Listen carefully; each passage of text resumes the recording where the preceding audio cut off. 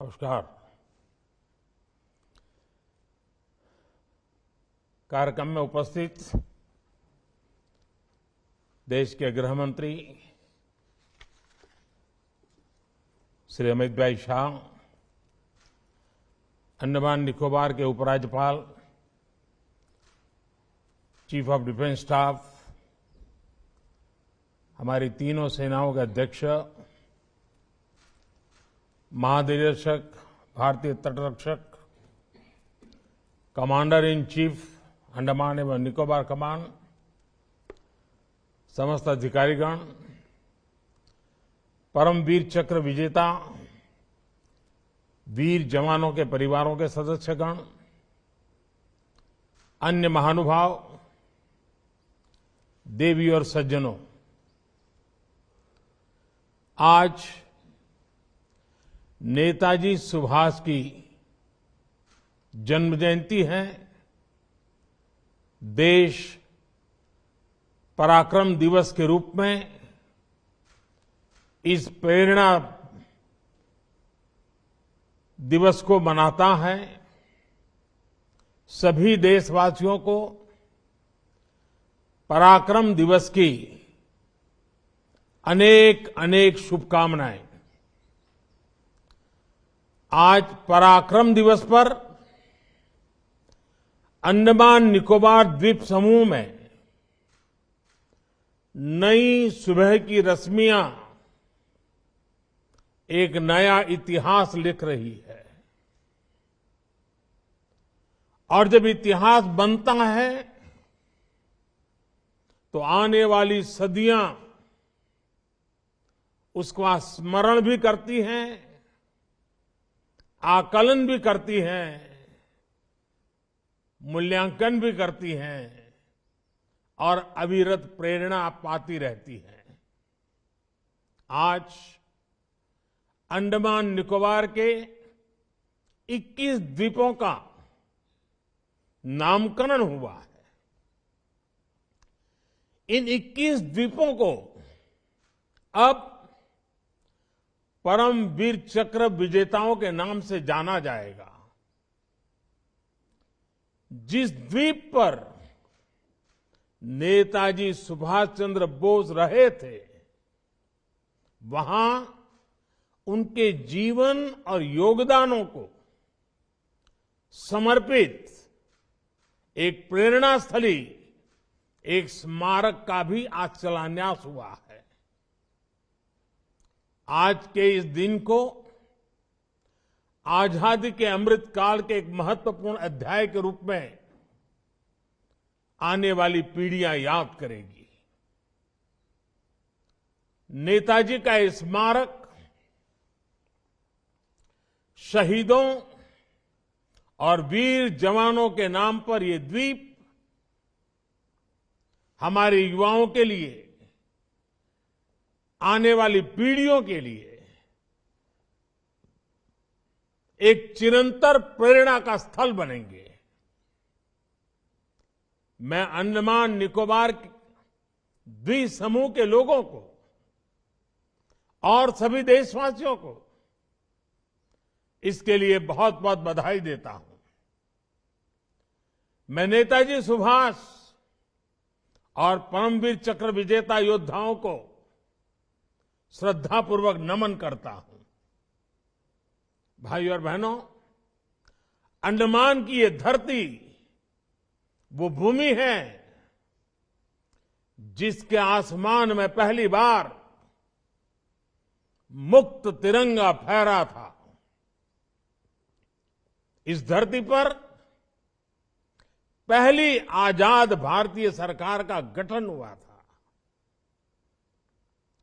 इस सब के साथ अंडमान की इसी धरती पर वीर सावरकर और उनके जैसे अनगिनत वीरों ने देश के लिए तप, तितिक्षा और बलिदानों की पराकाष्ठा को छुआ था।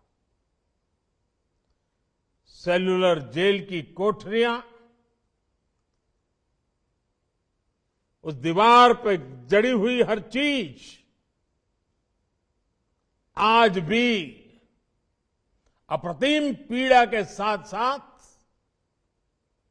उस अभूतपूर्व जज्बे के स्वर वहां पहुंचने वाले हर किसी के कान में पड़ते हैं, सुनाई पड़ते हैं। लेकिन दुर्भाग्य से स्वतंत्रता संग्राम की उन स्मृतियों की जगह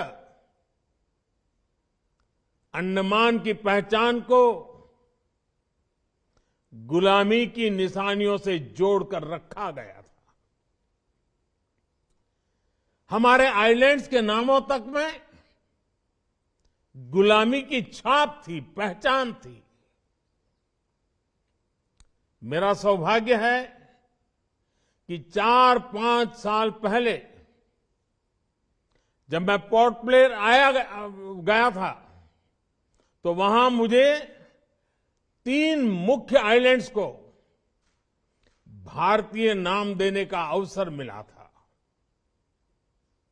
आज रॉस आइलैंड नेताजी सुभाष चंद्र बोस द्वीप बन चुका है। हैवलॉक और नील आइलैंड स्वराज और शहीद आइलैंड्स बन चुके हैं। और इसमें भी दिलचस्प ये कि स्वराज और शहीद नाम तो खुद नेताजी का दिया हुआ था। इस नाम को भी आजादी के बाद महत्व नहीं दिया गया था।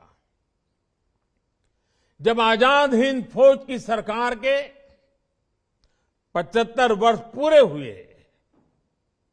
तो हमारी सरकार ने इन नामों को फिर से स्थापित किया था। साथियों, आज 21वीं सदी का ये समय देख रहा है कि कैसे जिन नेताजी सुभाष को आजादी के बाद भुला देने का प्रयास हुआ, आज देश उन्हीं नेताजी को पल पल याद कर रहा है। अंडमान में जिस जगह नेताजी ने सबसे पहले तिरंगा फहराया था, वहां आज गगनचुंबी तिरंगा आजाद हिंद फौज के पराक्रम का गुणगान कर रहा है। पूरे देश में और देश के कोने कोने से जब लोग यहां आते हैं तो समंदर किनारे लहराते तिरंगों को देखकर उनके दिलों में देशभक्ति का रोमांच भर जाता है। अब अंडमान में उनकी याद में जो म्यूजियम और स्मारक बनने जा रहा है, वो अंडमान की यात्रा को और भी स्मरणीय बनाएगा। 2019 में नेताजी से जुड़े ऐसे ही एक म्यूजियम का लोकार्पण दिल्ली के लाल किले में भी हुआ था। आज लाल किला जाने वाले लोगों के लिए वो म्यूजियम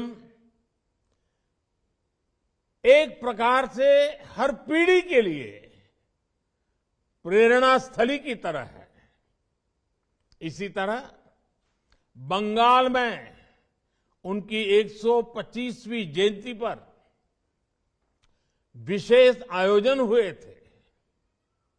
देश ने इस दिन को पूरे धूमधाम से सेलिब्रेट किया था। उनके जन्म दिवस को पराक्रम दिवस के रूप में घोषित किया गया। यानी बंगाल से लेकर दिल्ली और अंडमान तक देश का ऐसा कोई हिस्सा नहीं है जो नेताजी को नमन न कर रहा हो, उनकी विरासत को संजो न रहा हो। साथियों, बीते 8-9 वर्षों में नेताजी सुभाष चंद्र बोस से जुड़े ऐसे कितने ही काम देश में हुए हैं जिन्हें आजादी के तुरंत बाद से हो जाना चाहिए था, लेकिन उस समय नहीं हुआ। देश के एक हिस्से पर आजाद भारत की पहली सरकार 1943 में बनी थी। इस समय को अब देश ज्यादा गौरव के साथ स्वीकार कर रहा है। जब आजाद हिंद सरकार के गठन के 75 वर्ष पूरे हुए, तब लाल किले पर देश ने झंडा फहराकर नेताजी को नमन किया था। दशकों से नेताजी के जीवन से जुड़ी फाइलों को सार्वजनिक करने की मांग हो रही थी। ये काम भी देश ने पूरी श्रद्धा के साथ आगे बढ़ाया। आज हमारी लोकतांत्रिक संस्थाओं के सामने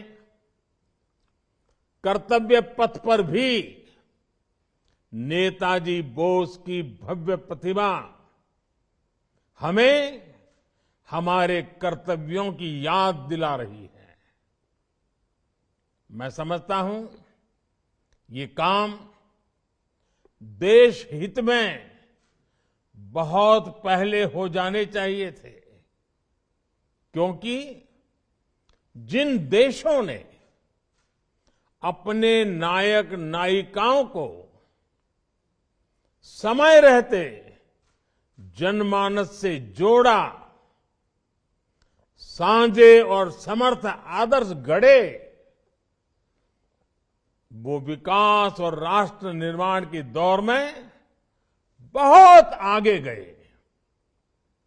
इसलिए यही काम आजादी के अमृत काल में भारत कर रहा है, जी जान से कर रहा है। साथियों, जिन 21 द्वीपों को आज नया नाम मिला है, उनके इस नामकरण में भी गंभीर संदेश छिपे हैं। ये संदेश है एक भारत श्रेष्ठ भारत की भावना। ये संदेश है देश के लिए दिए गए बलिदान की अमरता का संदेश। वयम अमृतस्य पुत्राः। और ये संदेश है भारतीय सेना के अद्वितीय शौर्य और पराक्रम का संदेश। जिन 21 परमवीर चक्र विजेताओं के नाम पर इन द्वीपों को जब जाना जाएगा, उन्होंने मातृभूमि के कण कण को अपना सब कुछ माना था। उन्होंने भारत मां की रक्षा के लिए अपना सर्वस्व न्योछावर कर दिया था। वे भारतीय सेना के हैं, वे वीर सिपाही देश के अलग अलग राज्यों से थे, अलग अलग भाषा, बोली और जीवन शैली के थे, लेकिन मां भारती की सेवा और मातृभूमि के लिए अटूट भक्ति उन्हें एक करती थी, जोड़ती थी, एक बनाती थी। एक लक्ष्य, एक राह, एक ही मकसद और पूर्ण समर्पण। साथियों, जैसे समंदर अलग अलग द्वीपों को जोड़ता है, वैसे ही एक भारत श्रेष्ठ भारत का भाव भारत मां की हर संतान को एक कर देती है। मेजर सोमनाथ शर्मा, पीरू सिंह, मेजर शैतान सिंह से लेकर कैप्टन मनोज पांडे, सूबेदार जोगिंदर सिंह और लांस नायक अल्बर्ट एक्का तक, वीर अब्दुल हमीद और मेजर रामास्वामी परमेश्वरन से लेकर सभी 21 परमवीर, सबके लिए एक ही संकल्प था, राष्ट्र सर्वप्रथम, इंडिया फर्स्ट। उनका ये संकल्प जब इन द्वीपों के नाम से हमेशा के लिए अमर हो गया है। करगिल युद्ध में ये दिल मांगे मोर का विजय घोष करने वाले कैप्टन विक्रम, इनके नाम पर अंडमान में एक पहाड़ी भी समर्पित की जा रही है। भाई और बहनों, अंडमान निकोबार के द्वीपों का ये नामकरण उन परमवीर चक्र विजेताओं का सम्मान तो है ही, साथ ही भारतीय सेनाओं का भी सम्मान है। पूरब से पश्चिम, उत्तर से दक्षिण, दूर सुदूर, समंदर हो या पहाड़, इलाका निर्जन हो या दुर्गम, देश की सेनाएं देश के कण कण की रक्षा में तैनात रहती है। आजादी के तुरंत बाद से ही हमारी सेनाओं को युद्धों का सामना करना पड़ा। हर मौके पर, हर मोर्चे पर हमारी सेनाओं ने अपने शौर्य को सिद्ध किया है। ये देश का कर्तव्य था कि राष्ट्र रक्षा इन अभियानों में स्वयं को समर्पित करने वाले जवानों को, सेना के योगदानों को व्यापक स्तर पर पहचान दी जाए। आज देश उस कर्तव्य को, उस जिम्मेदारी को पूरे करने का हर कोशिश प्रयास कर रहा है। आज जवानों और सेनाओं के नाम से देश को पहचान दी जा रही है। साथियों, अंडमान एक ऐसी धरती है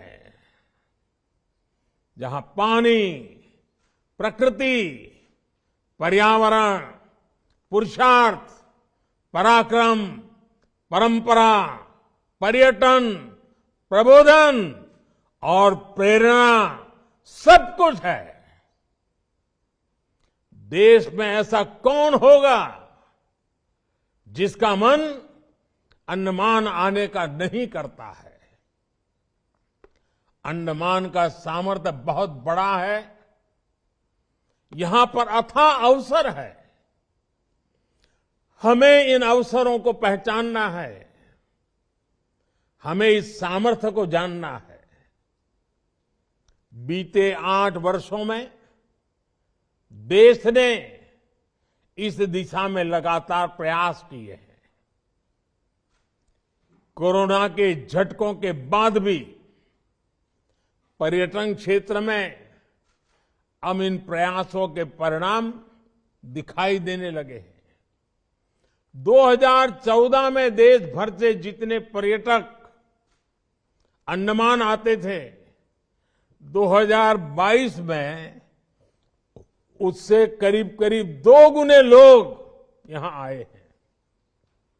यानी पर्यटकों की संख्या 2 गुनी हुई है, तो पर्यटन से जुड़े रोजगार और आय भी बढ़े हैं। इसके साथ ही एक और बड़ा बदलाव बीते वर्षों में हुआ है। पहले लोग केवल प्राकृतिक सौंदर्य के बारे में, यहां के बीचेज के बारे में सोचकर अंडमान आते थे, लेकिन अब इस पहचान को भी विस्तार मिल रहा है। अब अंडमान से जुड़े स्वाधीनता इतिहास को लेकर भी उत्सुकता बढ़ रही है। अब लोग इतिहास को जानने और जीने के लिए भी यहां आ रहे हैं। साथ ही अंडमान निकोबार के द्वीप हमारी समृद्ध आदिवासी परंपरा की धरती भी रहे हैं।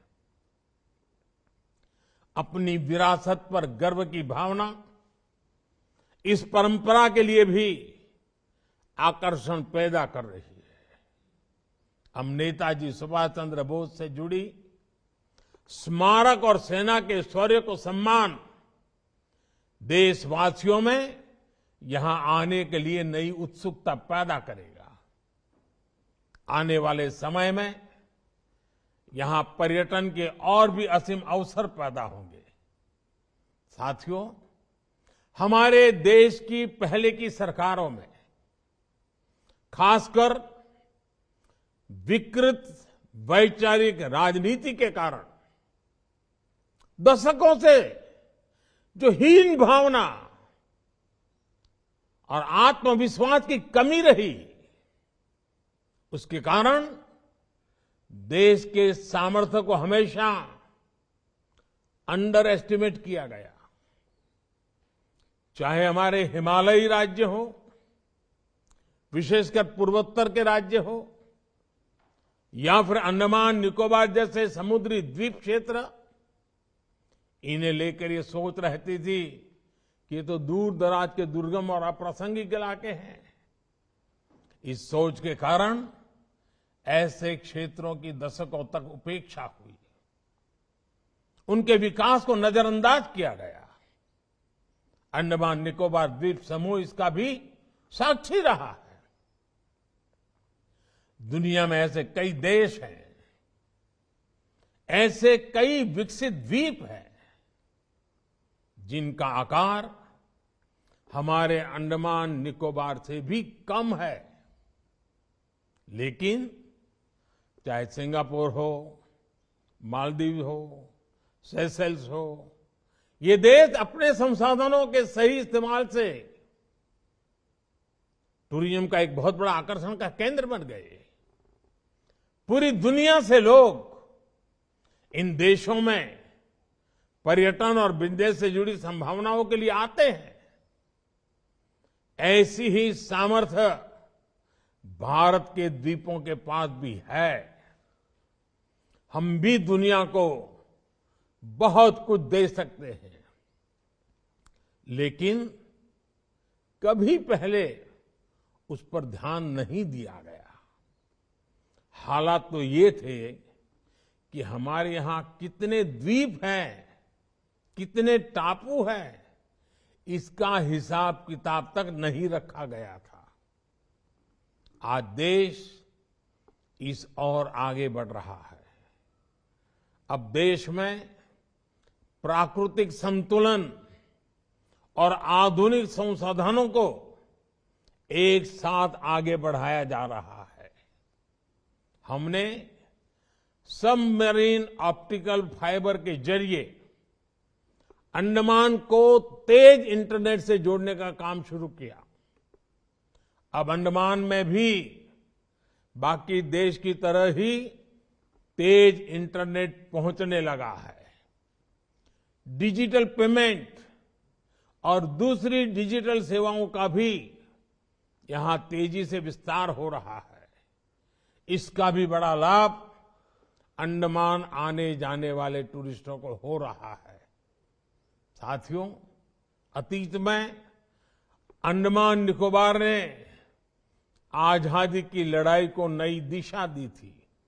उसी तरह भविष्य में ये क्षेत्र देश के विकास को भी नई गति देगा। मुझे विश्वास है हम एक ऐसे भारत का निर्माण करेंगे जो सक्षम होगा, समर्थ होगा और आधुनिक विकास की बुलंदियों को छुएगा। इसी कामना के साथ एक बार फिर नेताजी सुभाष और हमारे सभी वीर जवानों के चरणों में नमन करता हूं। आप सबको पराक्रम दिवस की बहुत बहुत शुभकामनाएं। बहुत बहुत धन्यवाद। नरेंद्र मोदी को आप सुन रहे थे, आपने सुना किस तरीके से यहां पर उन्होंने इस बात का जिक्र किया कि देश को विकास की राह पर आगे बढ़ाने के लिए तमाम कदम उठाए जा रहे हैं। सरकार लगातार प्रतिबद्ध है तमाम कामों को लेकर। ऐसे में देखिए, पराक्रम दिवस पर पीएम नरेंद्र मोदी का संबोधन आपने सुना। 21 द्वीपों के नाम यहां पर रखे गए और देखिए आप किस तरीके से तमाम बड़े चेहरे भी आज इस कार्यक्रम में शिरकत करने के लिए पहुंचे हुए हैं। गृह मंत्री अमित शाह को भी आपने देखा, उनका भी संबोधन आपने सुना। लेकिन ऐसे में आपको यह जानकारी दी कि उन्होंने इस बात का जिक्र किया कि नेताजी को श्रद्धापूर्वक नमन करता हूं, उन्हें याद करता हूं।